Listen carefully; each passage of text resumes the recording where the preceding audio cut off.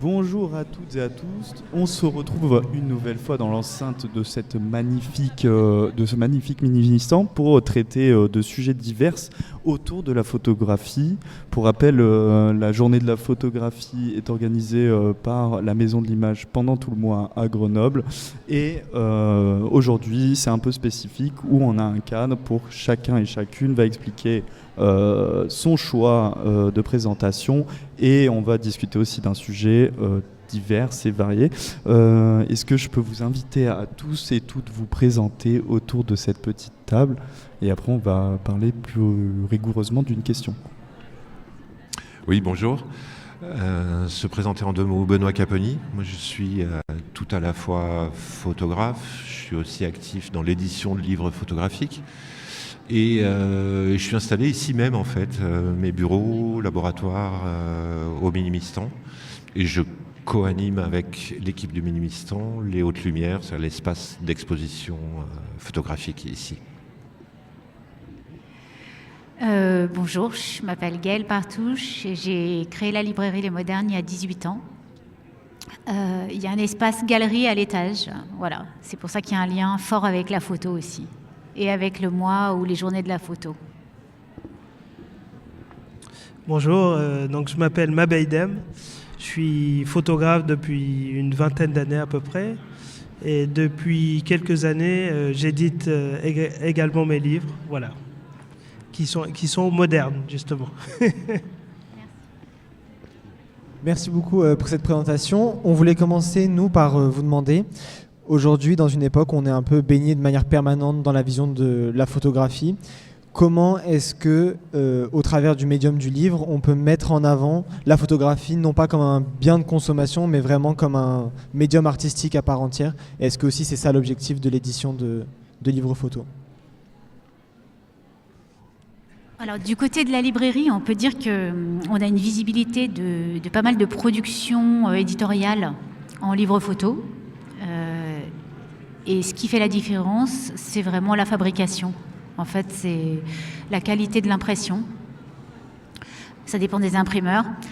La qualité du papier, ce qui induit un coût aussi, qui en fait un objet plutôt précieux finalement, le livre de photos. Et puis, c'est pas de la photo forcément à message. Bien que nous, on travaille les problématiques sociales, féministes et décoloniales, mais il y a tout l'aspect artistique qui vient du choix des photographes et de la qualité de fabrication. Mais du coup, pour compléter ce que dit Gaëlle, moi je vais peut-être faire un pas de côté, parler du côté des éditeurs et de comment... nous, on s'intéresse en tout cas dans les collectifs d'édition auxquels je participe à mettre en avant des propos d'auteurs. C'est-à-dire qu'on publie des livres, on en publie très peu, 2, 3 par an, pas plus, qui sont une forme dans laquelle il y a une construction, une narration qui peut être thématique, qui peut être visuelle, qui peut être... Et on s'intéresse vraiment à la force de ce propos. C'est-à-dire qu'on ne va nous jamais publier un recueil de belles photographies, mais dans les choses qu'on vous a amenées là, et ce que Gaëlle a amené aussi, si tout à l'heure on a l'occasion de vous les montrer, ce sont véritablement des livres qui sont des ensembles. Alors, tu parlais de la forme, sur le fond aussi. Voilà. Alors je vous rejoins complètement là-dessus. Je pense que ce qu'il y a d'essentiel, c'est le point de vue. C'est comment défendre une vision, je dirais, du monde, même si ça fait grand de dire ça. Et je crois qu'au départ, il y a une sorte d'insatisfaction du monde, de voir le monde. Et pour ma part, la photo, c'est aussi un moyen de me raccrocher au monde, dans les rencontres, dans la pensée, dans essayer de se questionner, essayer de comprendre. On n'a pas toujours de réponse, mais je crois que ce qu'il y a dans les livres, ce qui m'intéresse dans les livres photos, c'est de voir un point de vue, c'est de voir une vision, quelque chose d'imparfait parfois, mais qui fait sens. et qui permet d'ouvrir d'autres questionnements ou d'apporter quelques réponses, des petites réponses. Et je crois que c'est surtout ça. Et la dernière chose, c'est que c'est un peu comme être écrivain. Beaucoup ont un stylo. Il y a peu d'écrivains finalement qui publient. Et je crois que la photographie, faire une image, c'est un vrai questionnement. S'interroger sur l'utilisation de l'appareil photo aussi. Tout ça fait que c'est la pertinence en fait du livre pour moi. Mais moi, je suis pas du tout consommateur de livres photos, et du coup, si j'ai envie de voir une exposition, enfin, si j'ai envie de voir un travail d'un artiste, je vais plus aller facilement dans une exposition. Je me demande quel est vraiment l'atout que peut avoir un livre là où une exposition l'a pas. Est-ce que c'est un lien que tu entretiens avec le sujet, avec l'auteur ou l'autrice, ou est-ce qu'il y a justement, tu es dans un cadre plus intime et du coup tu peux réussir à observer des questionnements que tu ne peux pas nécessairement avoir dans un espace ouvert et public? Oui, je pense qu'on a toutes et tous des choses à dire. En fait, les deux ne sont pas incompatibles. En tout cas, c'est très important d'aller voir les expositions, mais c'est très important d'avoir une trace, une archive déjà en termes de conservation. Le livre est quand même un objet, si on peut l'appeler comme ça parce qu'il y a une fabrication, mais c'est quand même quelque chose qui va se conserver très longtemps et qui est archivé aussi à la bibliothèque. Enfin, il y a tout un circuit comme ça de traces de ce livre. Et puis, c'est une autre façon d'envisager, de regarder le livre, l'image imprimée. C'est une autre façon de regarder, elle est plus intimiste, elle est plus personnelle. On peut prendre plus le temps de s'arrêter. Moi, j'attache de l'importance on a parlé de la forme, mais comme mes collègues, enfin mes comparses là, au propos, au point de vue et donc au texte. Et dans le livre, souvent, on a plus le temps de lire les textes. Les grands panneaux qui sont accrochés dans des expositions, on a peu le temps de le lire et c'est toujours difficile de le faire, de se poser pendant 10 minutes devant un panneau. Tandis que là, il y a des textes notamment très importants qui accompagnent le livre de Mabey Adem, des textes de 3 auteurs et autrices vraiment très très beaux. Et c'est un parti pris aussi du rapport entre texte et image. Moi, je suis vraiment d'accord avec ça. J'ajouterais autre chose du point de vue de la création des photographes avec lesquels on travaille, ou de ton travail, Mabey, ou du mien, quand c'est nous les photographes. Il y a, au moment de la fabrication d'un livre, dans la manière dont on le construit, dans la manière dont on choisit les papiers, le façonnage, la manière dont il va s'ouvrir, la manière dont on va rythmer. Pour moi, le livre est une véritable création en soi, un petit peu comme un photographe va réadapter avec éventuellement l'aide d'un scénographe une exposition, un propos à un lieu particulier. Vous ne verrez jamais, rarement, 2 fois la même exposition exactement en fonction de l'endroit où vous la verrez. De même, le livre, il y a quelque chose qui est assez fort pour le photographe à mon sens, parce que c'est une des rares occasions où on fixe quelque chose. On dit souvent, quand on parle en photographe, c'est que le jour où on sort ça sous forme de livre, on fixe quelque chose en fait. C'est un petit peu, on a tendance à jamais vouloir arrêter nos travaux, ils ont toujours envie de changer, d'évoluer, de s'améliorer. Le livre, c'est un jalon. Et puis après, nous, je crois qu'autour sur ce divan, on est tous un peu des amoureux du livre et du papier. Mais au-delà de ça, c'est aussi quelque chose sur lequel on revient, qu'on feuillette autrement, à son rythme, chez soi. On se le prête. Voilà, il y a vraiment une dimension supplémentaire, un supplément d'âme, en fait, au moment où un travail photographique passe sous forme de livre. Juste peut-être, je peux rajouter une expérience très personnelle, puisque moi, j'ai appris la photo à travers les livres photos. C'est-à-dire que j'ai une pratique, je me rappelle au lycée, j'allais beaucoup en bibliothèque et je regardais les livres de peinture, beaucoup. Et ce qui m'intéressait, c'est qu'on n'était pas obligé de commencer de la première page à la dernière. C'est-à-dire que c'est ça qui est agréable, c'est qu'on peut commencer au milieu, on peut voir une photo, on peut poser le bouquin, revenir, voir une photo, ressentir une photo, ça dépend aussi de ses propres humeurs. C'est-à-dire d'un jour à l'autre, on n'est pas sensible de la même manière sur les mêmes photos, dans un livre. Donc je suis consommateur de livres constamment. J'ai plein de livres à la maison que j'emprunte à la bibliothèque. Et donc je conseille à tout le monde d'aller en librairie, ne serait-ce que pour feuilleter. Il n'y a pas d'obligation, mais c'est des choses qui nourrissent en fait finalement. C'est-à-dire que j'ai commencé par voir une image, puis deux, à comprendre un peu la composition, à me dire d'accord, alors c'est construit comme ça, c'est plus ceci, ah ben tel peintre a essayé de décadrer un peu, pourquoi le sujet et en fait c'est avec le temps que ça se fait. Et ce regard-là, il est évidemment important. C'est un langage qu'il faut prendre au sérieux. On peut être touché par une photo directement, on peut prendre du temps à être touché par une photo. Les expos, c'est aussi ça. Parfois, je rentre, je vois 2 photos, je ressors.